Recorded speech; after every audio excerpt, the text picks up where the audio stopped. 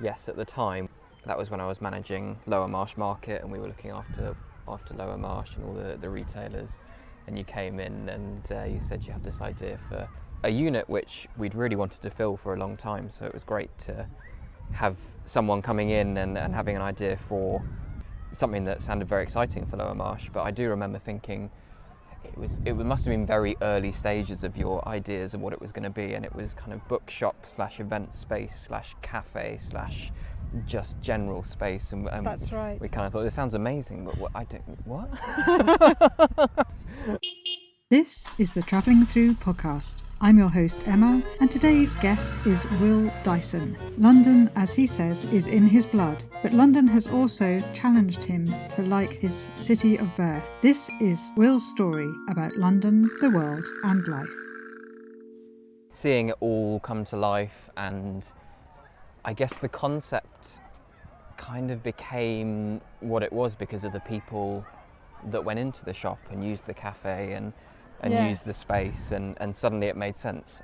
That kind of ambitious vision for a retail space, on paper it's could be quite difficult to imagine how people would use it, and I think it really established itself as quite a unique space for people to come and enjoy. And my mum was in there most of the time chatting to people. She was in there. I'm really not sure how many books she bought, Emma. I think it was probably more coffee. She did enjoy the coffee and the cake, that's for sure. But so did lots of people. And Yes. she did buy books, particularly around Christmas time. Oh, I'm sure. Yes. But what was so wonderful about that space and being within the Waterloo bid area, which you were a part of, was the fact that there was such a local community. I mean, bigger than I had actually realised, and that made the place, or Travelling Through, such a hub of people that kept reconnecting and seeing each other over and over again. And then you had the input of people who were just literally travelling through, whether they were I mean, it's such a unique position, Lower Marsh, because it's so close to the station, and it was a kind of route for people walking to the station. It had a very transient group of people that would just be, coming in and out of work, or even tourists as well. There's a huge amount of tourists coming into Waterloo and getting a bit lost and ending up on Lower Marsh. And then also you had such an established community, both residential and all of the retailers and the people that worked on Lower Marsh as well. So it was a very, I mean, when I applied for the job there, I really didn't know it at all, other than having been down there on the way to the Imperial War Museum, and it was a nice sort of market street. And as you say, you don't quite realise what's behind all of that, and the people that are there and the stories. I mean, some of the stories were just... And the fact that many people had lived in that area for 25 years as well. That was and they had known that area in a very different era of it being extremely run down, and then seeing it slowly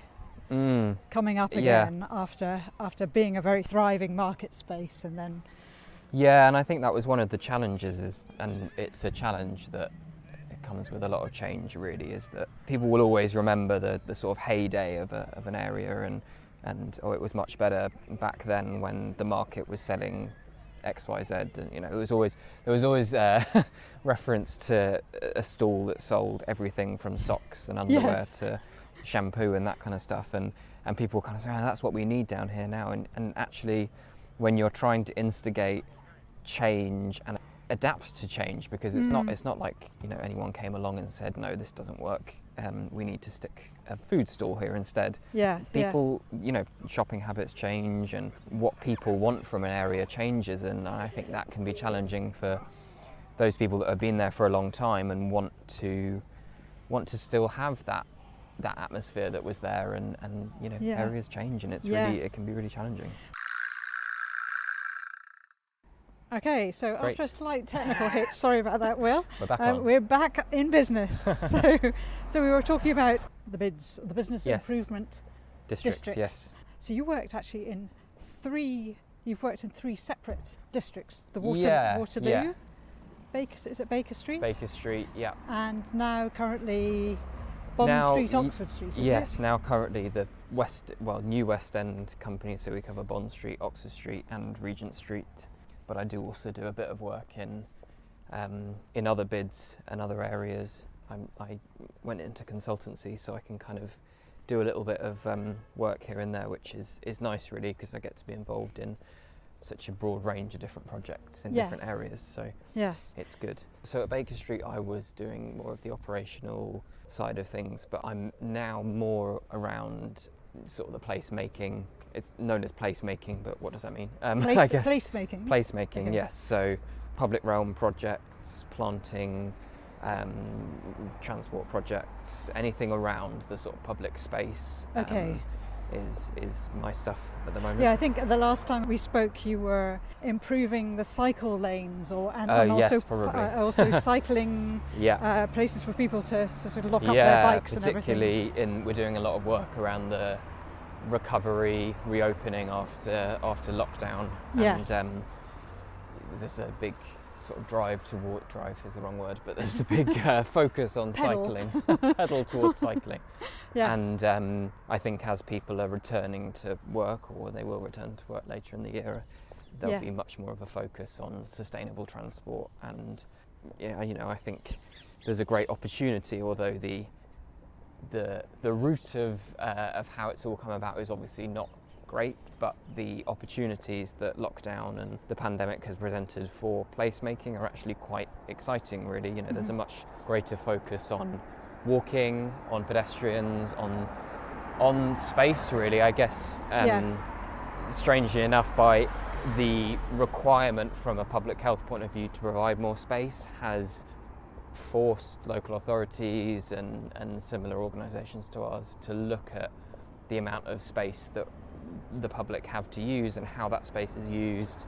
And it's quite exciting really, some of the projects that are coming through from that, and that's not just in London but across the country and across the world. Paris have got exciting plans for the Champs-Elysees around more of a focus on people using the public space. It's no longer about roads and yes, it's such a racetrack, isn't it? Yeah. But it didn't used to be at one point, so it used to be quite very much a shopping district and much more calmer. So talking of cars, we're now on the Merton Road, but we're actually going to duck back down into King George's Park and walk along by the River Wandle. Yes. Which will be a nice space. But this is an area that you were brought up in. Around here. Yeah, it's funny coming back. I don't often come. I mean, my parents still live here. Yeah. So I do come back. This past year I haven't, because we've been unable to spend a lot of time with our families over the past year. So it's very strange coming back to this area, having known it so well growing up. Yes. And now you're actually the other end of London, from being a South London boy to being a gone north of the river and east a bit. Yes. Why did you choose that area of London? I mean, to be perfectly honest, it was more of an opportunity than necessarily a conscious choice. But I had a friend who had bought a flat in East London, in Hackney, at exactly the right time. It was just pre or slightly post Olympics, I think. And there was a lot of regeneration money put into Hackney, particularly around that area. So there was a spare room going when I moved back to London, having lived in Manchester, and that was the opportunity. And I think I didn't really know very much about East London, so it was less of a being drawn to the sort of bright lights and cool, trendy places in East London, and more of a sort of ended up there. It was a convenience, or just happened to be. It was more but very glad I did, then. really. Yes, because it's a very kind of happening part of London now, isn't it? From being quite run down and industrial. Yes, it's a really interesting part of town to live in, and actually, I think for all the fact that there's a kind of joke about how painfully trendy it is, and we kind of roll our eyes at some of the concept stores or the trendy cafes and bars and things. Yeah, pop-ups as well. Pop-ups and stuff like that. Actually, that's really exciting to be around. And we were talking earlier about when you first approached us about the concept for the shop on Lower Marsh, and it's those kind of interesting ideas for using space and engaging with people that make a place what it is. And I'm kind of the opinion that there are a certain amount of those businesses that are sort of plonked somewhere where they're not necessarily, that's not what would have been there before, and it might not be appropriate for the space, and ultimately it may not work out because there isn't the demand for that. But there are a lot of really good businesses that are engaging with not just the community in terms of the sort of affluent population that would have the disposable income and the desire to go and spend money in those places, but Yes. also engaging with the community more broadly. Yes, And yes.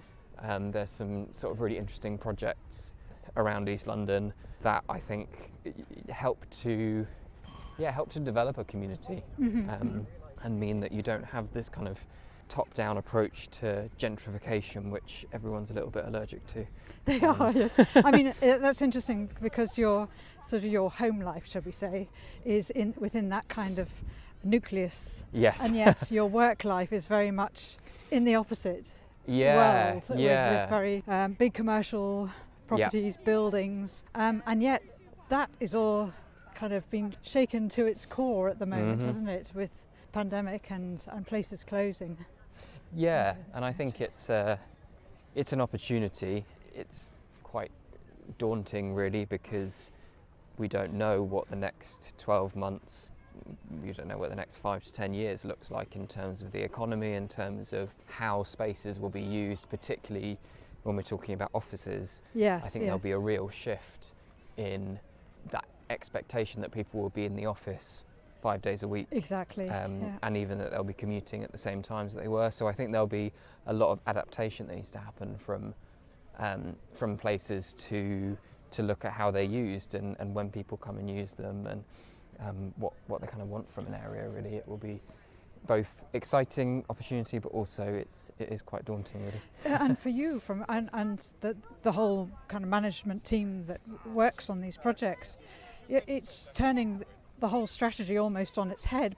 Yeah. From a model that everyone was very familiar with suddenly having to try to predict what the model is going to be going forward. Yeah. And no one really knows how that's going to look like. So how... Yeah, I think certainly there's a sort of very short-term role that we have to play in support for businesses, security for the area. When the very sort of basic level, all of the shops were closed and they had stock within the shops, and someone had to be around the area to protect the properties, and that was a real concern for businesses. Yes. Encouraging customers to come back, providing hand sanitizers, signage for queuing, all of those sort of short-term measures that helped businesses to really get through that difficult time, and then also encourage a sustained growth back into whatever the future looks like. And then there's the longer term. You're absolutely right. We don't know what the future holds. We're having to look at things like consumer surveys to understand what people's shopping habits might be, what they may well be looking for when they do come back to shop. Yes, if they come back to shop. I mean, certainly when you see, particularly in my area, the number of vans. The vans that are just, sorry, you just cycled over their street chalk. Anyway, how vans are just delivering. Yes. Everything's online and everybody seems to be consuming a huge amount, even though they're telling us that we're actually consuming a lot less. But no, I agree. But I think also I think people have appreciated a lot more spending time in an area, and I think even though there won't be the traditional retail environment where people will necessarily come and want to buy exactly what they want and then leave again, there may well be a shift towards more of a sort of experiential shopping experience, and particularly for somewhere like Oxford Street, there's a real opportunity to develop that. There's sort of opportunity for a place to linger, spend time, and actually visit as a destination rather than, okay, my destination is, Topshop's a bad example because it's not that simple, but a place, a particular retail that you're going in. Like John Lewis. Exactly, yes. And it's more about, okay, so we want to go and visit that place, that district, that area, and we want to spend time. You can, get your lunch, you can get your coffee, you can sit down outside, you can experience a park or a garden, and I think that's where that placemaking element comes in. Yes, yes. And I think the retailers are really looking for us to join all of those dots and see how we can develop a real strategy. Yes, certainly. I mean, I think I certainly noticed that when Oxford Street is heaving, which it used to be in the past anyway, but I always used to try and walk the street behind, the parallel street, and it was like, oh, finally I can breathe. And there's literally nobody there, and those streets, whether it's one street parallel or two, have the lovely squares and everything, and it's almost like a forgotten. It's Absolutely. forgotten beyond actually Oxford Street itself, and yes, there's the potential, isn't there? For sure, and I think people during during the lockdown, you appreciate space a bit more, and when you're to a certain extent limited to how much time you can spend outside of your home, suddenly our eyes were opened a bit more to even just things like the architecture. You walk down Bond Street and none of the stores are open, so you're not looking at the shops, you're looking above the shops, and you're looking at all of the architecture that's along Bond Street, and there's this huge amount of history there. Definitely. And I think people will appreciate being out in London again, and will appreciate those spaces and spending time with other people, and I think it's hopefully anyway. Hopefully. We haven't all become hermits. Yeah. Well, I mean, if we become more of a cycling city, that would be fantastic too, because that just slows everybody down. Yeah. And you have an opportunity to look around you rather than trying to make sure you're not knocked off your bike by a and that's how I do think that not just London, but a lot of places have changed, not just in the immediate term from the pandemic, but over a much longer period. There's been a sort of shift towards places that are more connected. We're not just sort of getting in the car and moving from A to B, we're understanding what that journey is and enjoying that journey, and I think there's a lot more opportunities for that through, as you were mentioning, cycle lanes, more walking routes, and sort of encouraging people to use those routes as well. Yes. I'm a strong advocate of walking as much as possible. Yes. Lots of people have discovered that as a new thing during lockdown as well. I think so, definitely. I mean, look today how there's so many people out all walking around, and which is nice to see that. I think I really like that about London as well, that you can connect the different places. It's a huge city, but at the same time it's not a huge city when you walk between places and you understand where places are. I have this memory of when I was young, going to town on a bus rather than get on the tube, where you go underground and then you pop up at your destination, and you don't really have a sense of where you've been. Mm-hmm. Whereas the bus, although it takes longer, I quite enjoyed that part. I would say that I probably got on the bus just to have a bus journey at one point, but there was the number 14 bus that went from Putney Bridge all the way into Piccadilly Circus. I used to sit on the top deck of that in the front window and look at where we were, as you go through Fulham and Chelsea and up along past Sloane Square and all through town, and suddenly that made sense to me that this is where I was living and grew up, and this is how all of these different parts of London are connected. I love that. It's no longer a monopoly board, but actually real districts that link together. Yeah, for sure, yeah. Growing up in London and then going to Manchester to university, studying geography there, influenced by your bus trips. And then coming back to London again. Do you see London in a very different way now? Oh yeah, for sure. I mean, there's this sort of obvious way where I left London as a teenager and returned as an adult, so that definitely changes the way you experience a place. Yes. And then also I think the nature of the work that I do, I am very happy by the idea of being very integrated in sort of London's development and understanding, not just in the specific districts where I work, but more generally across the city. You sort of see all of this development and sort of the changing face of the city, and that's really exciting to be involved in that. And when you're living in London and you're not necessarily connected to all of that, you kind of just stay in your bubble of what you experience. And even growing up, that bus trip into central London was a treat to go into town. Otherwise you're kind of in your bubble of, even though we're not far from town here, yes, you are just, where you go to school and where your friends live, and all that sort of that social bubble that you're in. Yes, you're sort of in a village or a town within London itself, aren't you? and then when you're an adult in London, it's that social bubble is burst. It's kind of out everywhere, and that's really quite fun and exciting. Yes. I mean, for you particularly, seeing London with different faces, I would just want to make this connection with books as well, travelling through, having been a bookshop. Yes. and you're also a member of the book club. Yes. So if London to you was a character, what characteristics would it have? Well, I think so.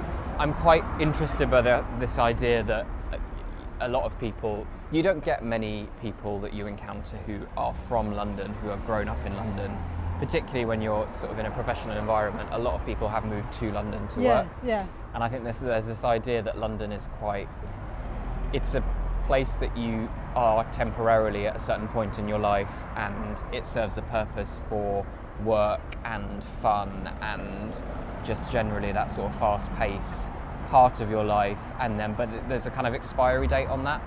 And I'm always really interested when people say, really loving London, but it's not forever, and at some point I'll need to slow down. And I kind of think London's that character of there's so many different aspects to the personality that people only see this really loud, somewhat sort of cruel side to it, where it spits you out eventually. Exactly. It's got this sort of element of anonymity, and it's got an element of debauchery, and it's kind of this character that you think they're really fun and you want to sort of spend time with them, but actually they're not forever. They're not going to be the one that gives you a hug when you're feeling low and everything. Yes. And then they're the character that has that side to them that you suddenly see at certain times, and you realise they're not just this sort of facade that everyone perceives them to be. They do have that heart and soul, and to me, growing up in London and now living in London, I really feel that, and I don't feel like at some point I'll need to move away from London because I can't sort of have that lifestyle. To me, London can encapsulate that lifestyle. Yeah. You can have all these different parts of your life that can coexist within this city, for sure. We say that as we're walking down a really busy road. Another one. Yeah, it's just a lovely, peaceful place. We're on Garrett Lane, and everybody's the stay at home is definitely not happening today, is it? Everybody's out and about. We'll come off this street now anyway.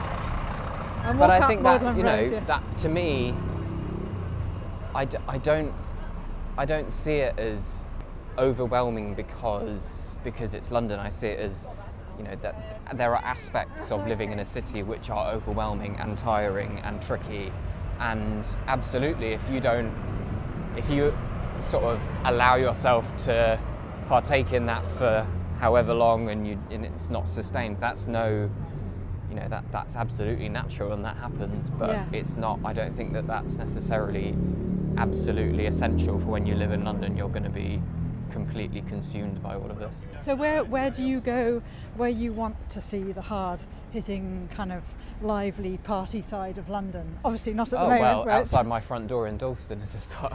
you just need to come out your front door. Just open the window and that's enough. Fantastic. No, I think, that's the other thing about the difference between growing up in southwest London, very sort of quite leafy family sedate suburb, and then there are some really fun places in East London, in Hackney and Dalston, where there is it's quite hidden, really. You wouldn't, if you walked down the road, you're not surrounded by all of this sort of exciting clubbing and all of that kind of stuff. I think you've got to sort of find it, but when you do find it, it's amazing. It's, you know, it's a warehouse at the end of some alleyway somewhere which you don't realise is there, and suddenly you're in the throngs of a kind of rave type thing. Yes, yes. And that's really exciting. We can go in this way through? actually. I've Yeah, never actually been through. So we're now stepping out of the, whoops, still connected by a cable and a gate, which this is very This will be tricky. fun. Yeah. Fantastic. There we go. Okay, and we've just entered the very quiet Wandsworth Cemetery, which in Yes. fact I've never been in before. Have I you? was about to say I've never been in either, but I was going along because you sort of said it with such conviction. I and did. thought, oh yes, of course, the It's- cemetery. I've cycled alongside it many a time, and I've always thought it'd be really lovely to come in and just Yes. experience. Cemeteries are beautiful places. They're very quiet places as well. So. Yeah. But where do you go for some peace and quiet in London? Do you have Well, I think we were talking earlier about the sort of the side streets around the busy areas, and I think there is a certain amount of peace to be found in some of those parts of central London that aren't as busy, and I just as much find peace in walking through the city on a Sunday. I mean, any day, to be honest, at the moment, because Yes, there's no of one in the course. offices, but when there's a sort of being amongst the buildings is just as peaceful for me as being amongst the trees in a forest, or, you know, out in the countryside somewhere. That's not to say I don't need that element as well. I think it's really important to connect with nature, which is why I'm also a strong advocate of bringing nature into the city. Yes, yes. Through trees and greening and having those kind of breakout spaces where people can spend time. Yes, and there Um, are a lot of small hidden spaces all around central London, particularly next Yeah, to the old yeah. Christopher Wren churches. Yes, and, yes, exactly, and yeah. you come across them when you least expect them, Mm. and there are a lot of them as well. So Yeah, and I think there are some lovely parts of central London which can be discovered and offer a certain amount of peace as well. But then there are also parks and open spaces where you can go, and particularly in East London there's, you know, if you go out to Epping Forest, or there's Hackney Marshes, which Yes. are lovely, big open spaces. Walthamstow aren't they? Marshes, and Where Walthamstow Marshes? I haven't been yes, there. there's cattle on the marshes. There are cattle? There are cattle on the marshes, Oh yes. my goodness! Not I all the didn't know time, that. and Yeah. I don't know where they go when they're not on the marshes, but yes. They're doing their day job, obviously, somewhere.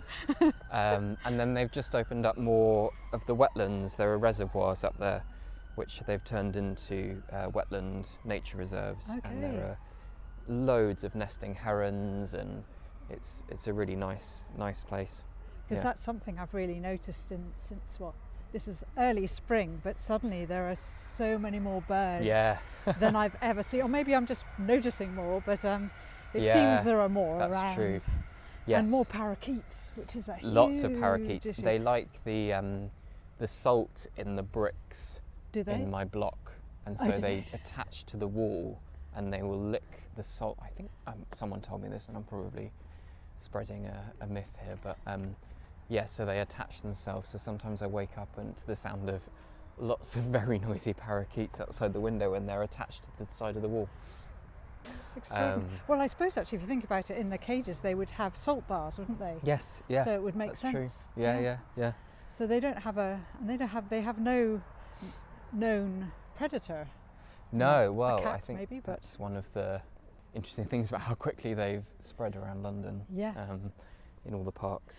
In fact, within your business district area, how are you dealing with things like pigeons and rats and things like that? Thankfully, I don't have to get too involved in that part of the business, but it is yes, it is a bit of a problem. I think though, when it comes to biodiversity within the areas that we work, it's really important that any development, any new infrastructure that's put into an area, biodiversity is considered. So you know, things like beehives on roofs, things like green walls, planting infrastructure, sustainable runoff and drainage, all of these things considered, and there is a way of incorporating that into new developments in a really creative way, which it's not difficult to do. It's just someone has to make that kind of, put that in there and stipulate that needs to be the case. And I think that's certainly changed from a planning perspective as well in recent years, where there's an acknowledgement that biodiversity, greening, air quality all needs to be considered in development. Yes. So London's character is it's quite a nice character, really.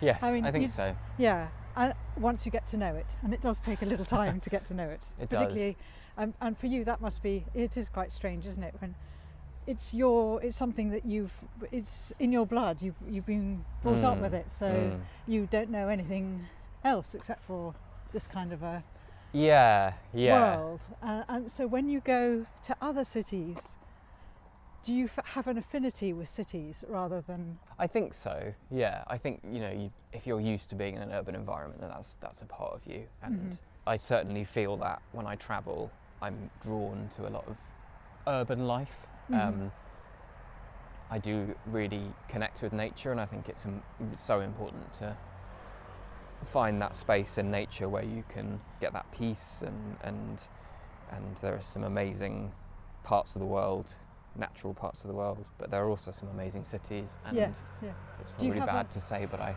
really do love going to cities. Do you? No, I mean it kind of makes sense because it's a familiarity as well, isn't it? So, and do you have from the places that you've travelled to around the world, because you've travelled a lot, I know you came, it seemed to me when you came into the bookshop you were always after a travel book. I was, and you were going to India and Mexico and lots of in fact lots of city breaks, if I remember rightly too. That's right. That you I remember growing up I had it was either Lonely Planet or I think it was Lonely Planet had a big coffee table book of the 50 greatest cities in the world or something like that, and I just obsessed over it when I grew up, to the point where I thought I need to tick all of these off on my list. Number one was Paris, I remember that. And you've been, obviously. And I've been, yes. And I would say it's probably one of my favourite cities. Yes. Not least because it's so accessible to us here. Definitely. In normal times it is anyway. Yes, on a normal In fact, day. it was the last place I was when coronavirus became really serious and lockdowns started to come in. Paris went into lockdown a week before London. Oh, did it? I was in Paris. So you managed to get home because they obviously, the Eurostar and everything was still running at that point. But it was the Friday night was out in crowded bar, which seems totally absurd to think now and to talk about, and you sort of feel a little bit ashamed of it really. But we didn't know any better then. We were out in bars and enjoying nightlife, and then that was the Friday night, and on the Saturday night at midnight they closed all of the cafes, shops, restaurants, everything. Wow. So it was really quite a dramatic shutdown, and had to walk through the streets of Paris wondering whether I'd get a Eurostar back to London. Really? Yeah, and that was the last place I was, and I travelled a lot before that. Yes. And maybe was thinking at that point, gosh, I really hope it's not too long before I can travel again. I probably didn't think it was going to be a whole year. No. So have you been scheming since then, planning when? Who hasn't? Yeah. Where is first on your list? Well, I think I couldn't not say this, but my brother lives in Madrid, so number one on the list is to be able to see my brother. Okay. And my family enjoy Madrid a lot. We go there quite frequently, so I think going back there will be important when we can. On a more superficial level, I think Japan is probably quite high on my list and has been for a while. It has on mine too. Yeah, I've just been thinking, when will it be kind of travelling as it was before? I'm hoping that these cities will regain the character that they had before. Yeah. I think it would be naive to think that you can shut down for that amount of time and then reopen and everything be back to normal. I think regardless of whether there's social distancing and masks and etc. I think the economies of our cities will undoubtedly, there'll be an impact on their character and the kind of places that people go to, and there'll be a kind of roaring 20s again, and Yes, everybody we'll all go want crazy. to go out as much as possible, and maybe the cities will be the centres for them. I don't know. Yeah, I mean, I also wonder whether, depending where you are in the world, how effective this kind of staying apart and masks and everything will work. Somewhere like South America, Yeah. how can you keep that Yeah.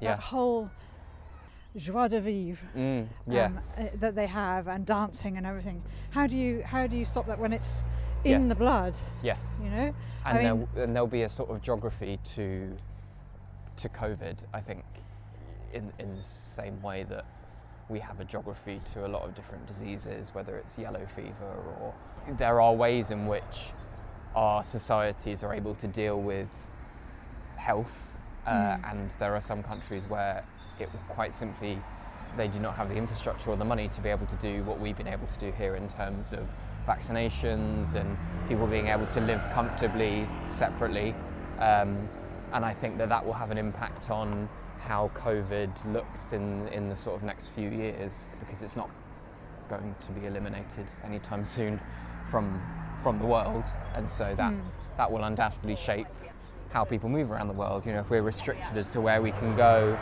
based on the pandemic and where it is, I think that it's all connected.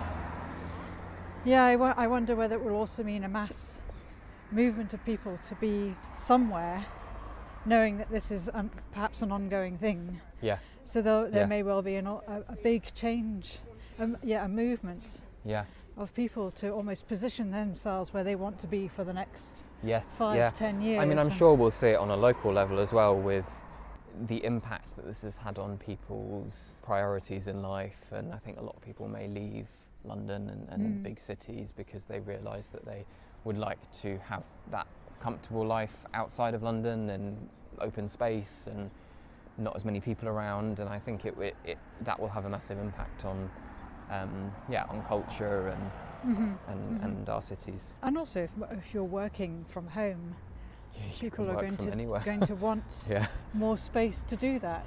Yeah. Because a lot of people have been working from home in very cramped conditions, and some obviously more than others will have the ability or the means to change that situation. If you're in the fortunate position where you can afford to go and do your job from a beach in Cornwall, then rather than a sort of one-bedroom flat in Clapham, then I'm sure that's a very appealing offer. Which will then have this knock-on effect of planning and the movement of people within the UK itself, and both detrimental as well as positive. Yeah, so for sure. It'll be quite interesting to see how this all kind of plays out over the coming months, for sure. Yeah. Well, I've forgotten what the other questions were that I had for you.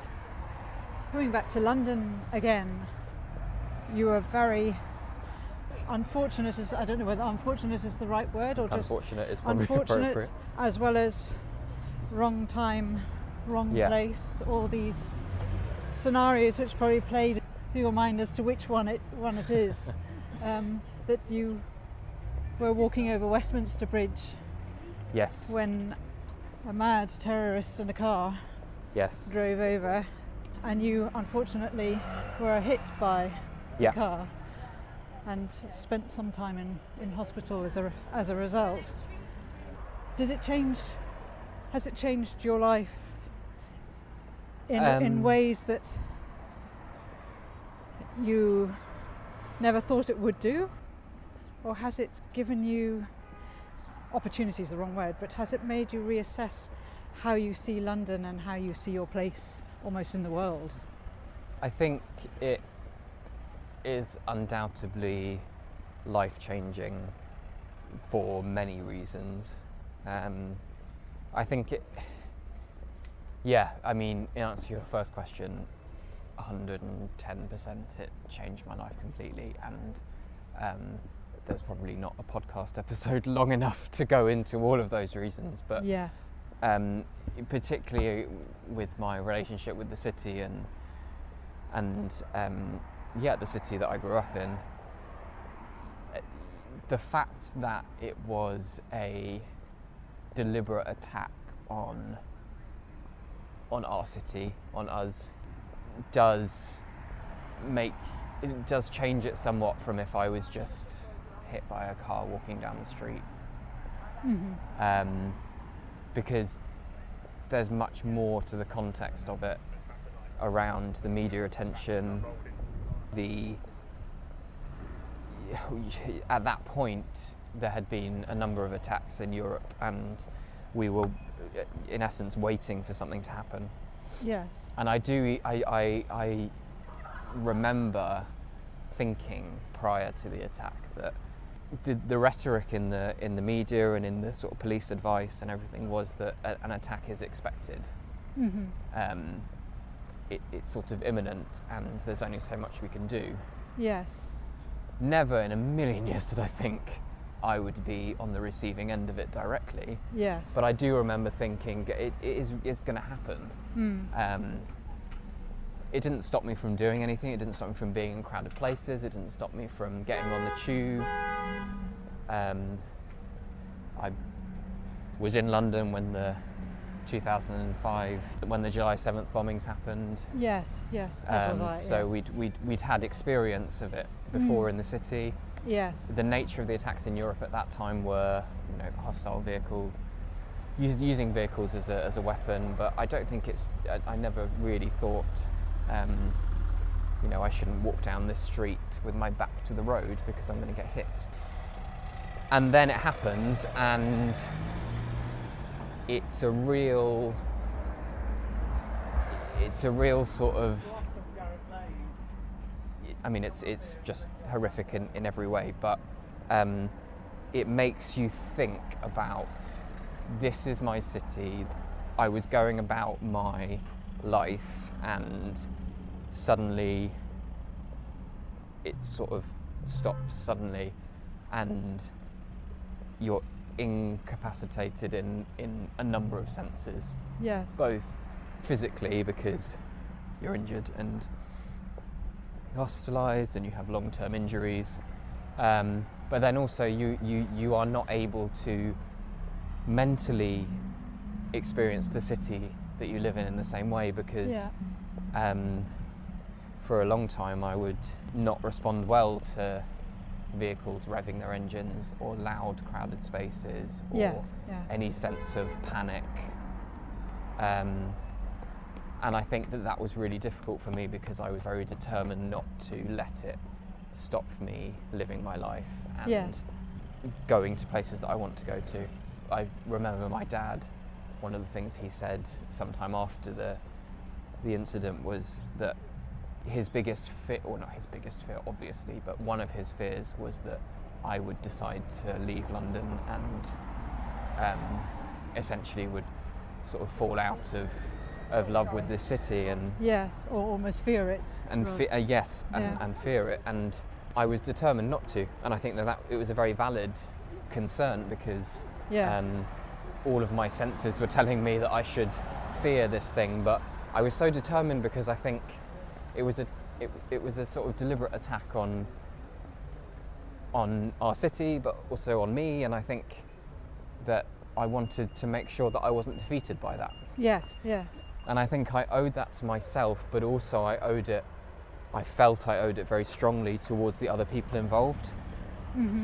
We were all just people going about our lives. We were a cross-section of people in this city. There were tourists, there were people on their lunch break, there were people just passing through. It was a sort of typical day on the bridge. Yes. And I had absolutely no sense of who else was on that bridge. I was totally focused on what was going on in my life. I was totally focused on where I was going. Yes. I was rushing to get there. Other people were almost sort of annoying me by being in the way. Which is a normal emotion in London, isn't it? The tourist pace of walking. Yes. And suddenly I was kind of thrown into this situation where the other people on the bridge at the time all mattered, because we were all in this horrible situation together, and I had deliberately, I wouldn't say that I had necessarily sort of proactively avoided learning about the other people involved at the time, but I certainly didn't want to hear about the broader story. And I say that it's difficult to describe why, but I think I had separated the broader context of the incident with what happened to me specifically. And what happened to me specifically was what I was focusing on processing. And healing yourself, or Exactly. trying to find a way to heal So I yourself. think learning about what happened in the moments prior and after my involvement was just too difficult to get my head around. Yes, yeah. Particularly the fact that people had died. Yes, yeah. I found that quite difficult to sort of understand how I process that as well as what's happened to me. Yes, yeah. But one of the turning points for me was watching, so it must have been maybe 6 months afterwards, after the inquest. I don't know how long afterwards, actually, a while afterwards. Yes. There's an inquest into what happened, and there's a certain amount of evidence that's presented in court. Once that's been presented, then it's available by the police for those that were victims of the attack could get access to that evidence. Oh, really? Okay. So there was the offer to view the CCTV. Yes. And it was totally optional, and it was in a very controlled setting in a police station. Yes. They had a reconstruction, and then they also had the actual footage, which is a compilation of different footage from buses, CCTV cameras on hotels, and on lamp columns over the bridge as well. And they cut it all together. And they essentially sort of tell the story of what happened with you as the sort of centre. Okay. And so I watched a video of me walking from essentially sort of in front of the hospital, St Thomas's. Yes. And it follows me via a CCTV bus camera. You can see me walking along the pavement, and I walk past the attacker in the car he's parked up by the hospital, so you can see me walking past him. Yes. And then it follows me all the way, and then there is a fairly clear shot of the impact. And I think that was quite a moment for me on two levels, because firstly, I saw myself as I was then. Yes. And I thought about how consumed I was by my job at the time, by getting to where I needed to go to. I was rushing. I was concerned about what I was wearing. I guess maybe I was sort of wrapped up in that fast-paced London, yes, that working mode. And yes. I didn't notice anything around me. Not that I should, but I wasn't looking around me. I wasn't aware of what was going on. Yes.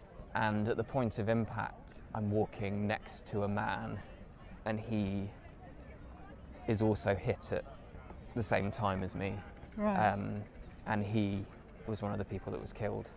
And I always think of that man, because his story is was quite well reported in the press, and he is also a Londoner. And I'm just thinking about this idea that we're all sort of going about our lives, and that for that to happen to someone, to just sort of be stopped in their tracks. Yes. And it really resonated with me, having not really sort of looked into the lives of the other people that were involved, and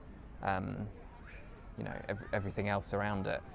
Suddenly I felt this kind of affinity to him. Yes. And so I think when I lay flowers on the bridge, or I go back there and think about it, or I sort of think about the moment, I do feel a sort of affinity to him, and having walked next to him on the street in a busy city, and for that to have happened, I think, it was a real kind of moment, and I'm very grateful that I was so lucky to have come out of it, with Yeah. only the injuries that I have, Yeah. and still have, but it's manageable. And I think that really sort of spurred me on to owe it to not just myself, but to him and to everyone else involved, that this is not going to defeat us, this is not going to cause a problem. I'm going to stay strong and still go about my life in London. Wow, Will, that's there's a lot to have processed as well at that, in that moment, as well as, I imagine you didn't. It's taken you a long time to process it to this point, what you're actually now verbalising. Yeah, and now I think when we're thinking about how it's changed my feelings around London, I think I feel a stronger affinity to London, and I feel very proud of the city that I live in and the vast array of people that I share this city with. And I think in the time after the incident, there was London Bridge also happened, and there was a lot of focus on community spirit within London. Yes. And not letting those things sort of win, as it were. Yes. Yeah. And I think that's where this character that we were talking about before, it's a moment of vulnerability for the city and then strength. Yeah. That'd be the kind of counter to that cold, hard exterior of the character. Yes. And also it challenges you to still believe in London as your home, as your city, and Yes. and who essentially you are, which is a Londoner. Yeah. And being able to look at that challenge and say, well, this is London, and all sorts of things happen that we don't know Yes. happen to people every day. Yes. And yet this was something very specific and personal to you. Yeah. And suddenly the challenges are right in front of your face, and almost daring you to say, well, are you going to accept me or not? Yes, absolutely. And then I think it changes your kind of outlook on life, which sounds really horribly cliche, but it does, because you suddenly realise what things are important and what things are actually worth you stressing about. Yes. And I certainly physically slow down. Yes. Because there's a certain amount of trauma wrapped up in that moment of stress and rushing and feeling out of control, because it was a sort of escalation of panicking about being late for something and rushing and getting annoyed by people on the street. There was a certain amount of feeling out of control, and then suddenly completely out of control. Yes. Of your body, of your mind, and I think that there's trauma in that, and it's so important on every level, whether it's that kind of acute trauma of something like that happening, or whether it's just the trauma of stress in everyday life. It's so important to just listen to yourself and listen to your body and take that moment of, actually, this is important right now, and this is not that important. Yes, having a heightened awareness of what is and what isn't, and the priorities, and but we can all get that so completely upside down, can't we? And has that changed your specific relationship with Westminster Bridge? That's an interesting question. I would say it has definitely changed my feelings it's obviously changed my feelings when I go there, because it's a traumatic place to go. Yes. But it's also changed how I see that space, and it's a historical part of our city, which is so well documented because of where it is and Parliament behind it, and I always have this kind of idea of that day and that moment is such an embedded part of our city's history now. Mm-hmm. And that for that few seconds I was part of this bridge's history, which goes back so many years, and that is the same for everywhere in our city. Yes. Yeah. Every building we go into, we are a part of that history. We are a part of that city, and I think it sort of grounded me a bit more in that space. Okay. And I don't feel a sense of ownership over the space, but I do feel a sense of, maybe that affinity again. I feel an affinity to the space. Mm-hmm. So when I go there, I know exactly where it happened, and I know exactly the view that I saw when I was conscious. Yes. And I also know that there are thousands and thousands of people that have stepped over that spot and have looked at that view and have experienced that space. And that's, to me, is really kind of special. Yes, yes. It's not a particularly nice part of its history, but it's No, it is a part nonetheless. Yeah. So we've just walked across Wandsworth Common. We have, not that I noticed any of it as I was talking. I walked you right through a big muddy patch as well. Sorry, your okay. shoes are probably now covered in mud. I apologise, but I didn't want to stop you mid-flow. When you now go to other cities, how do you go about going around a city? Are you more conscious of where you go to as a result, or have you? I mean, obviously, I imagine with time as well. Yes, it with will time. change. Yeah, and you can't rush these things either. I don't think it does really. I think it almost kind of strengthened my need to be around those kind of spaces, because it was such an important part of my healing process. Yes. To reclaim those spaces. Mm-hmm. And I was so determined that I wasn't going to let it stop me experiencing those places. Yes.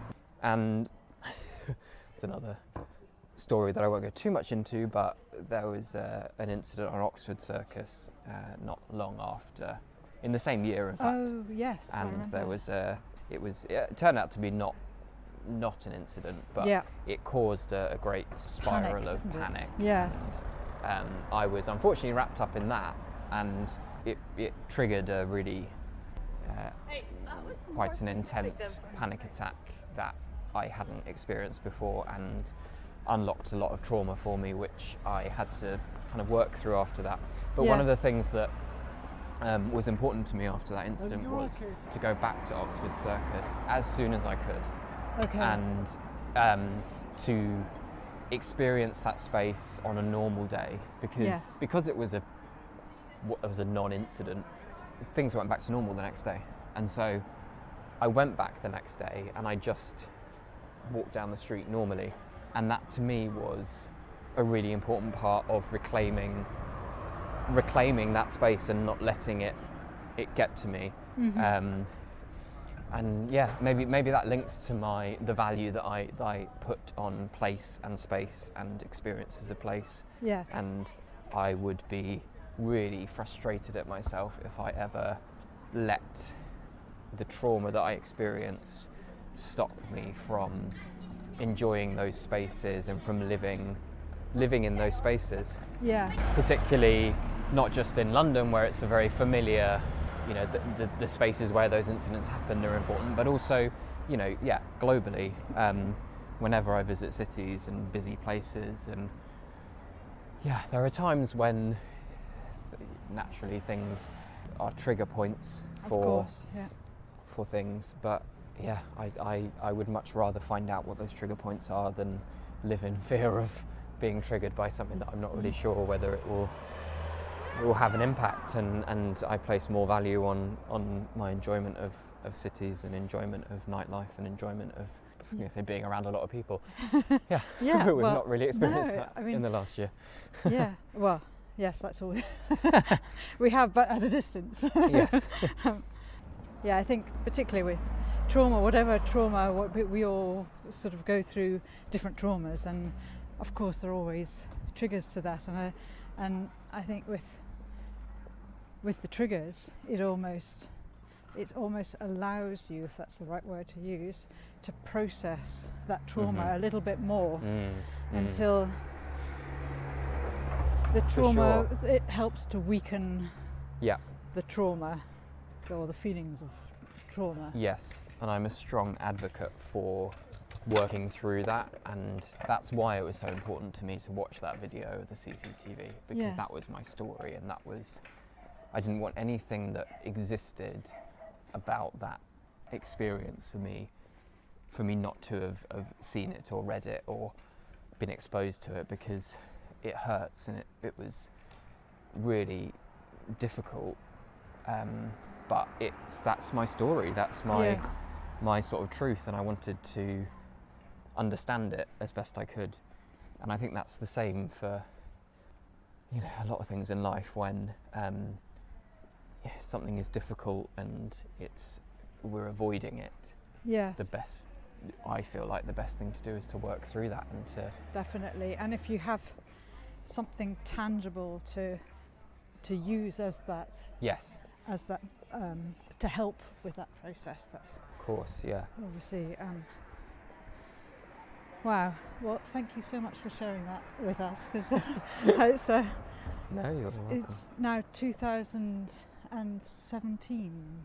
Yes, so it will be 4 years next month. Yes. And have you, if I may ask, have you made connections with others now from that were on the bridge on that day? Yes, there is a very strong connection that I have with the lady that helped me in the immediate moments after, when I wasn't conscious, who kept me at least alive. Even if I wasn't mentally conscious, I was physically conscious. And we lost touch. Well, we were separated because I was put into an ambulance and she couldn't go in the ambulance, and spent a month trying to track each other down, and eventually our paths managed to cross because she'd left me a message on Facebook. Literally about an hour after it happened, but I hadn't picked up the message. It had come through as a sort of request hidden somewhere within the depths of Facebook, which I eventually discovered a month later, and then we met up and we remain really strong friends now. So that's a really nice connection for me, but the connection there is, for me, it was important because it was part of that story. And so I needed her. That was part of the story. I needed to understand what had happened in the time when I couldn't remember and I couldn't sort of process what was going on. So I needed that element of my story. From a purely selfish point of view, there was a big part of it missing. But then also, she is a big part of my story because she kept me alive, and I owe her.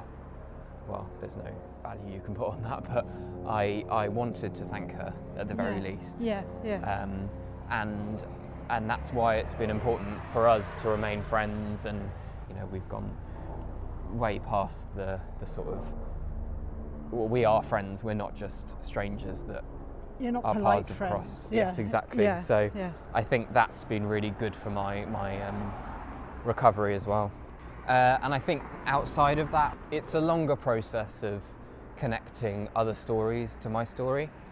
And I acknowledge that I will never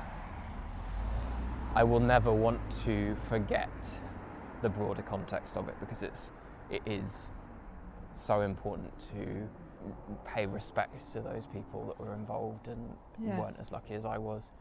But to me, for my own personal recovery, I have to piece those stories together slowly. Of course, yes. And I think otherwise it's quite overwhelming, really, to try and think about the whole thing as one. And I do think about them as interconnecting stories.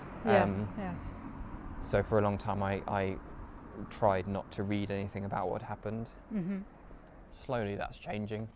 I will learn more about the different elements of the story, which there were different parts of it that were more widely covered in the press at the time, which I didn't read. And yeah, it's a gradual process of piecing together the sort of bigger picture. Yeah. The important thing for me is that my story, for me, is there, and I am able to process it.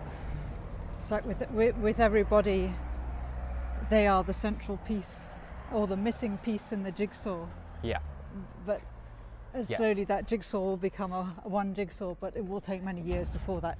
Absolutely. That happens. Yeah. It is interesting talking about. I don't often talk about it, to be honest, because I spent quite a long time talking about it, and thankfully it's not such a central part of my life anymore. Mm-hmm. There was a time when it defined me very, very strongly, because it was, you'd go to parties and realise that you'd already been introduced prior to your arrival as the person. Oh no. And there's no disrespect to anyone, but that, it was a major thing. Yes. Yes. And I think over time that's obviously softened, and actually I don't really talk about it very often with people unless it comes up. Yeah. And it's interesting talking about it now because it's retelling a very familiar story. Mm-hmm. And as I talk about it, I kind of think about different aspects of it, and it's all there. I was thinking about how well I would be able to talk about it. Yes. Purely from an accuracy point of view, because it's been so long since I've thought about it, but it's all there. Yes. And I'm quite sort of proud that it's all there, because I don't know, I think it's as an important part for my own recovery to document it and to talk about it and to process it still as it is for everyone else involved, my family and friends. Yes. And yes. I hope that people are comforted by hearing me talk about what had happened, because it's not something that I want to forget and to put aside. And it's rather like you said, London has its history. Will Dyson has his history. Yeah, this is just one, again, a piece in the history of your life, and a moment in your life, a very significant moment, of course. Yes, and I think everyone has that. Everyone has a story, and I think it's really important that we own our stories and we're proud of them, and all of the nice parts of our lives are just as important as the traumatic points, the difficult times, the times that might take a bit more processing. Yes, they are just as significant, in fact, in defining who you are. Yeah, actually. Of course, yeah. So we're nearly at Clapham Common already. So I think we both will deserve a coffee at the bandstand. Yes. If the coffee place is open. The sun's still out, which is great. Yeah. Thank you again for explaining all that, and just to be so frank and open about it, because I think it's very special. I feel it a privilege as well that you have talked about it. But we'll move on from that now. And where in the world where you've been to quite a few places recently, like Mexico and to India as well. Yes. You went, and these are all places that no doubt have had a big impact on you. Yes. And is there one place specifically, or one incident specifically that changed things for you? Unsurprisingly, I like to attach meaning to places. Yes. That's kind of in my nature. And I think I've been to a lot of really amazing countries and experienced a lot of fantastic food and done a lot of amazing things. So I attach really fond memories to all of that, and I think that's why travel is so important, to broaden your sort of understanding of the world and experiences, etc. But I think when we sort of think about where's resonated for me and had an impact, I think less about those amazing experiences in those countries, because For me, they are the memories and the really fun stuff to look back on. Yes. The stuff that resonates for me are where there's sort of true meaning associated with it. And I did a trip last summer. No, summer before. Last summer we were locked down. Right, yeah. The summer before last. You're about to reveal something. You snuck out the country. Nothing happened last year. Where I went up to the Highlands of Scotland and retraced. So my mum is Scottish. Is she? Okay. Yes, you wouldn't know. Well, similar to me, I'm Scottish and you wouldn't know There we either. go. There we go. And her mum, my granny, has a vast amount of information about her father's family, who were shepherds in the very north of Scotland. Right. Oh, wow. So there's really nothing there. And so she's got it recorded, all of the houses where they lived. Yes. And those houses are still standing. They were on at the time it was owned by the Duke of Westminster, and they were employed as shepherds on the land. And the houses where they lived are still standing. They are bothies for walkers. Yes. So I'd been doing a fair amount of research over the years of these places and bothies and even just logistically how you travel there. Yep. And then got a group of friends together and my uncle, who's my mum's brother. Yes. And we went up and we found the houses and did the walks between them. Wow. So we got the sleeper train up to Inverness. Yes. And then we hired a 4x4 to traverse the single track roads as far as we could. Yes. I mean, it really is, you can't drive up to these places. So we drove as far as we could and we literally left the car on the side of the road overnight. And Well, it's a shepherd's walked. life, isn't it? Well, yes. Sheep don't go down the street. So we walked to the bothies, and so my grandparents had mapped out, I mean, literally X marks the spot of where these places were. Yes. And there's a certain amount online you can find about the kind of walkers' tracks and locations of buildings and census records I found. So my granny's dad was one of, I think it was 10 children. That's normal. And living in this shepherd's hut, and he was William Ross, so he was who I'm named after. And it was the most beautiful scenery, small little walker's bothy, and beyond that, on the side of a loch. So this is up, the nearest town would be Durness. Okay. So it's very, very north Yeah. coast of Scotland. And there's a little walker's bothy, and beyond that there is the spot where his mother, who brought up all these children in that house, she's buried with this amazing gravestone, which is a kind of How special. log carved out of stone. So we, in the Scottish summer, in the With the vertical rain, A horizontal vertical rain even. No chance for the widges then. No. We managed to find the grave on the side of this loch, and we cleared all the bracken Amazing. and the moss off of it and cleaned it up. Yeah. And she's buried there with one of the children who died when he was 18. Right. Then the house as well, we stayed in that overnight, and it's we shared it with some bats Did you? who we thought were dead, and then They came to alive during the night. Oh my goodness. So we stayed there, and that was on the very north coast, and then we travelled further south, not that much further south, still in the middle of nowhere, and found the two houses where, so the parents of all of those children, before they moved to this bothy, Yes. he was sent to work as a shepherd in one house, Yes. which is on Glendu, and then there is another part of the loch which is Glencool, and she Okay. was the daughter from that household, and they ended up getting married and then moved to this other bothy where we stayed. So Okay. we found both of those houses as well, and my Wow. granny said that when she was up there once, she was on a boat in the middle of the loch. At that point you couldn't get to the houses, it was too difficult, but they saw them from the boat, and they asked the boatman how would they have met. They're on two sides of this loch, they're Yeah. the only people around.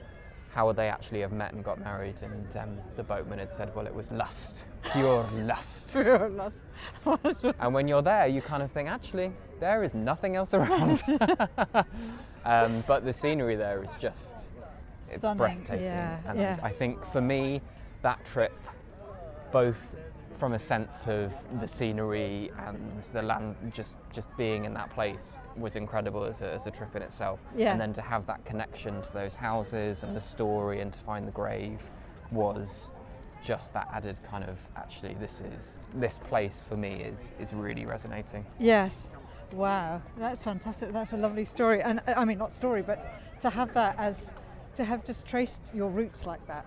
Yeah. And good map. That's your geography degree coming to Yes. into its own. Won't tell the stories when we got lost, but yeah. I was going to take a photograph of us while we're by the Oh yes. by the bandstand.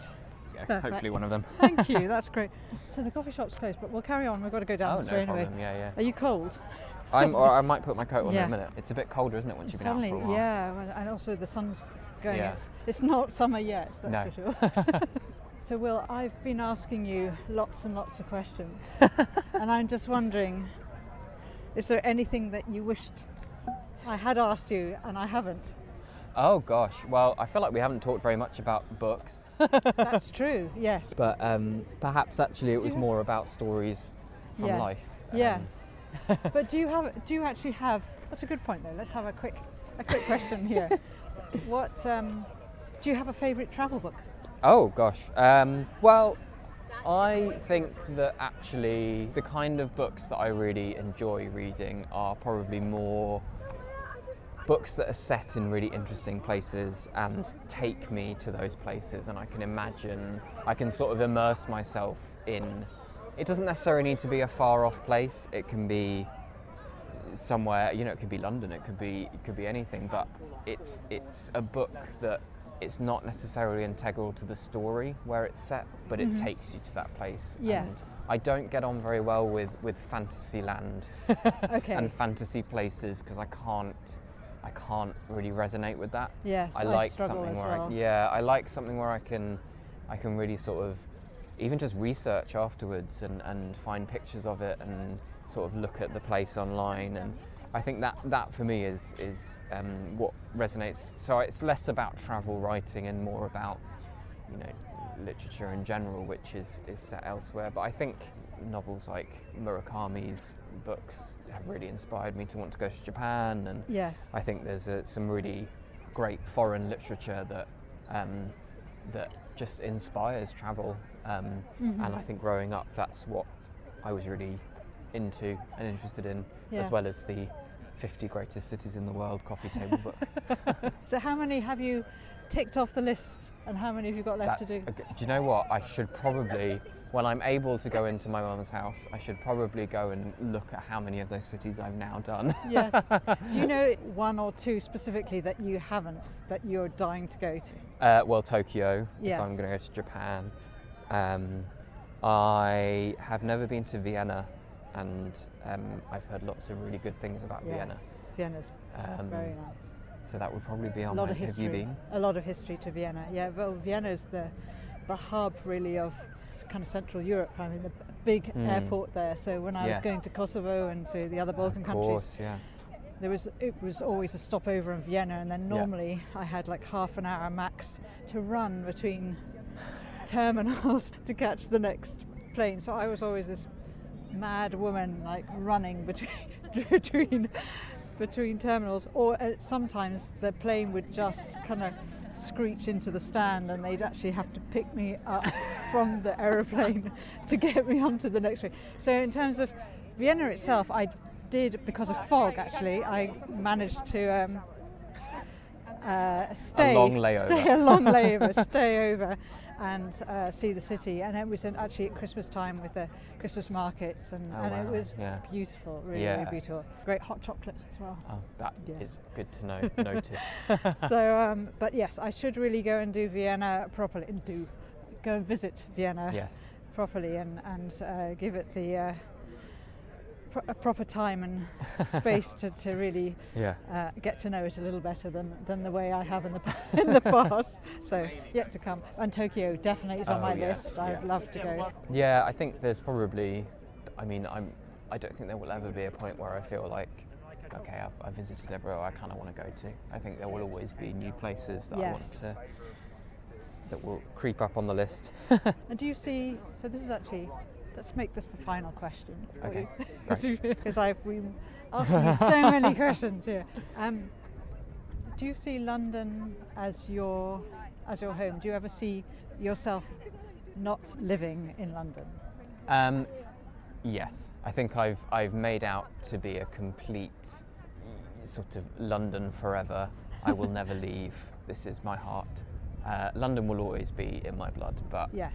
I also acknowledge that there is a desire to want to go somewhere else, and I think living somewhere is very different from visiting. Definitely. I think the sort of integration into the place, and a bit like coming back to our original point around Lower Marsh and not realising what's there until you actually become part of it. Yes. And I think yes. there's a desire to want to become part of somewhere else. Yes. Specifically where, I have absolutely no idea. You'll know it when you find it. Yes. Well, I'm open to opportunities. That Yes. sounded like a sort of call for a job. But, if anyone's got any opportunities abroad, I'm open to that. Yes. Name is Will Dyson. Yes. But no, Will, thank you. It's been really fascinating just hearing your inside story about London and how you view it from growing up as from basically birth. Yes. from school days to going away to Manchester to university and then coming back to London to work, and then London throwing all its challenges at you too, but yet still going out and seeing the world, and as you say, it's a big world out there and there's a lot to see, and yeah. You're only in your 20s. Exactly. So there's plenty the crux of time. of it is I really don't have much life experience. There's plenty of time. Take all of that with a pinch of salt. No, but I think, you've lived in London. London's been your life for 28 years. Yes. If I'm allowed to air that publicly on the podcast. And that's a long time for a lot of people. That is true, yes. So don't underestimate because we get taken apart by a child between the wires. No, I'm very much what a lovely way to spend a sunny February day. Yeah. Walking around London. We've actually walked, so we've walked from King George's Park along by the River Wandle through Wandsworth Cemetery. And now we're in Manchester. I mean, it's amazing, It's really. incredible how we've just kept walking. Keep going, we'll be in Vienna. Yes.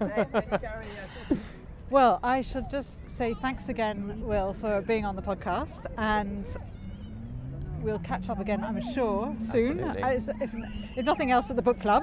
Yes. I'm not quite sure what's... The next book is Joseph Conrad, isn't it? It is, yes. Yes. And actually, it's a book set in London. It is, yeah. I've forgotten the title. And I should know it. The Secret Agent, I think. That's right. Yes, you're right. The Secret Agent.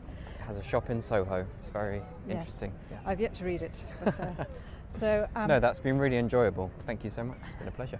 To all the podcast listeners out there, I hope you've enjoyed listening and been inspired by Will's story. Do share with your friends, subscribe, and please leave a comment. We're always happy to hear from you and get to know what you're thinking. There'll be more podcast interviews coming soon, but for now, take care and thanks for listening.